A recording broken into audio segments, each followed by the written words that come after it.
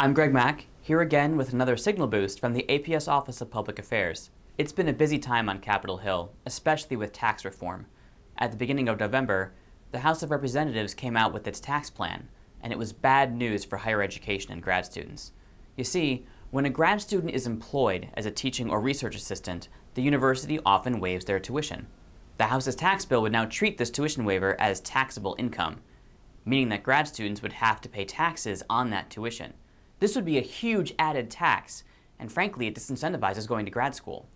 The APS Office of Public Affairs worked with the Forum on Graduate Student Affairs to quickly launch an advocacy campaign to speak out against the House's proposal and to urge the Senate to reject the provision. In less than 24 hours, nearly 600 people took action, sending more than 1,300 messages to the Hill. Most of the members of the Senate Finance Committee were contacted, 21 out of 26 to be exact, and the messages kept coming. That's a fantastic response. The Senate then came out with its bill, and that tax wasn't included. Thanks to all of you for speaking up. So what's next? The Senate and House will have to negotiate. We'll be monitoring this closely, and will launch additional advocacy efforts as needed. Student advocates really have been busy lately.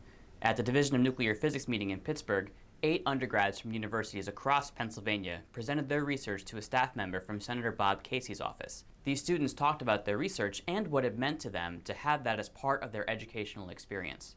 All those students were supported by federal funding from NSF or DOE, and the staff member could directly see how that support benefited the senator's constituents. As far as the federal budget goes, the short-term continuing resolution the government is operating on will end on December 8th. Budget negotiations have been slow, and time is running out.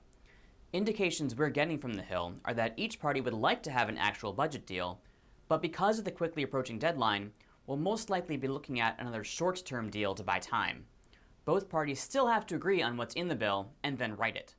Other news from the Hill is that Representative Lamar Smith of Texas will be retiring from Congress this year, ending his 6-year chairmanship of the House Science Committee. Smith has been controversial to say the least, and it will be interesting to see the stances and priorities of the next chair. Be on the lookout for what happens next on the Hill and a recap of 2017 in a December Signal Boost.